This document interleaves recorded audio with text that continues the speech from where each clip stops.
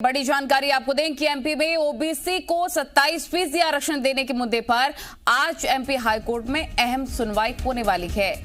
अंतिम चरण में चल रही सुनवाई के दौरान सॉलिसिटर जनरल और एडवोकेट जनरल समेत कई बड़े वकील प्रदेश सरकार की ओर से पक्ष रखेंगे।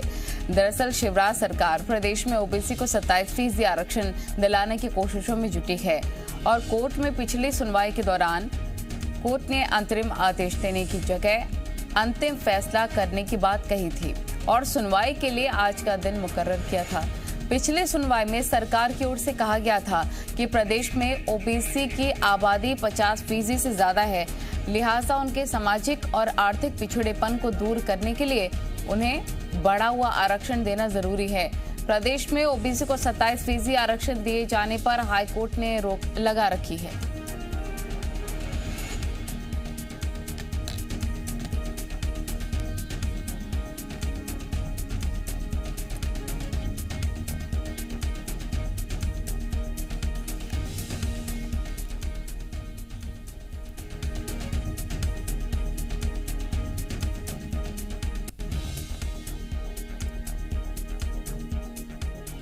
तो ओबीसी आरक्षण का पूरा अपडेट क्या कुछ है वो भी हम आपको बता देते हैं। तो आज हाईकोर्ट में ओबीसी आरक्षण मामले की अहम सुनवाई होने वाली है।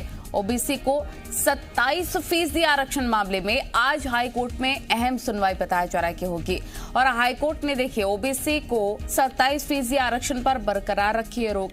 पिछली सुनवाई में भी सरकार की तरफ से सॉलिसिटर जनरल तुषार मेहता ने अपना पक्ष रखा था और 20 सितंबर को सुनवाई के दौरान अभिषेक मनु सिंघवी और आदित्य सांघी ने भी दलील दी थी।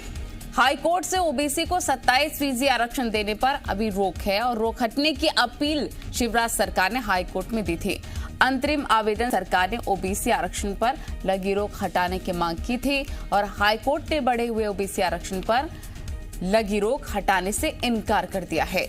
महाधिवक्ता ने हाईकोर्ट में लंबे 6 मामलों को छोड़कर आरक्षण देने की दलील दी और कुछ जानकारी हम आपको दे रहे हैं ग्राफिक्स के माध्यम से। शिवराज सरकार ने ओबीसी के लिए 27% आरक्षण लागू किया, लेकिन अब देखिए हाईकोर्ट में लंबे 6 मामलों पर आदेश लागू नहीं है। आज एक बार फिर से अहम सुनवाई है, देखना होगा कि क्या कुछ इसमें जो विवाद है थमता नजर आता है या फिर नहीं।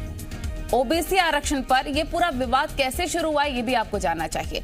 कमलनाथ सरकार ने दरअसल ओबीसी आरक्षण का कोटा 14 से बढ़ाकर किया था 27% और कमलनाथ सरकार के फैसले पर हाईकोर्ट ने रोक लगा रखी थी। शिवराज सरकार ने 27% आरक्षण का समर्थन भी किया था और ओबीसी का कोटा बढ़ाने से एमपी में 63% तक पहुंच गया था कुल आरक्षण का मामला।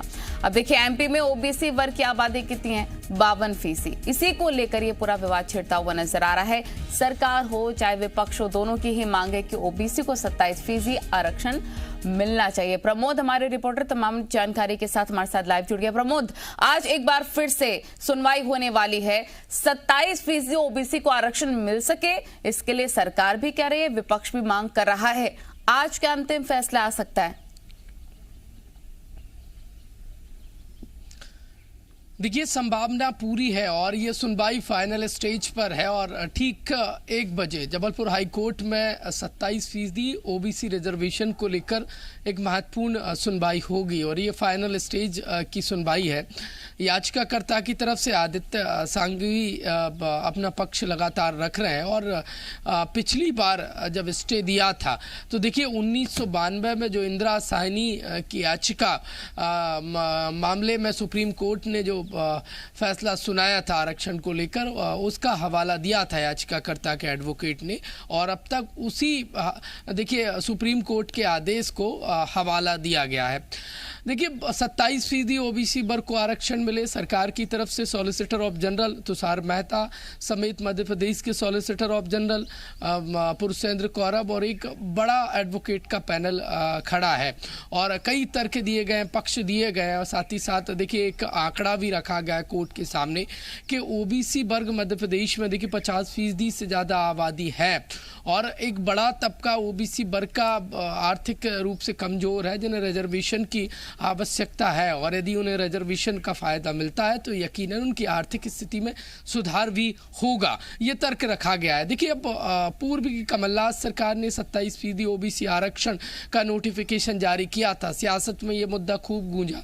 तो देखिए, अब श्रेय लेने के लिए भी दोनों ही पार्टियों में होड़ देखी गई और पिछले दिनों कांग्रेस पार्टी की तरफ से अभिषेक मनु सिंह भी और एक और एडवोकेट ने पक्ष रखा। देखिए, दोनों ही पार्टियां बिल्कुल आरोप प्रत्यारोप तो इसको लेकर चलता रहा पहले से, वो भी प्रमोद हमने देखा, क्योंकि आरोप लगाया गया पूर्व की सरकार पर कि आपने ठीक तरह से पैरवी नहीं करवाई, आपने कोशिश की होती हो जाता। अभी अगर ऐसे वक्त में फैसला आ जाता है, क्योंकि चुनावों की तारीखों की घोषणा भी हो चुकी है, तो ये मुद्दा भी गूंजेगा चुनावी रैलियों में। देखिए, लाजमी है मध्य प्रदेश की, चाहे लोकसभा सीट की बात करें, खंडवा की या पृथ्वीपुर की बात करें, 2 सीटें ऐसी हैं जो ओबीसी वोटर, देखिए वहां पर हम कह रहे हैं रिजल्ट वही निर्धारित करते हैं बड़ी संख्या में। ऐसे में यदि फैसला आता है तो यकीनन उपचुनाव पर बड़ा प्रभाव डालेगा और इसके साथ साथ देखिए अब सभी की निगाह, इसीलिए दोनों ही बिल्कुल देखना होगा प्रमोद आज क्या फैसला आता है। फिलहाल आप बने रहिए, आगे भी आपसे हम लगातार अपडेट्स लेते रहेंगे, क्योंकि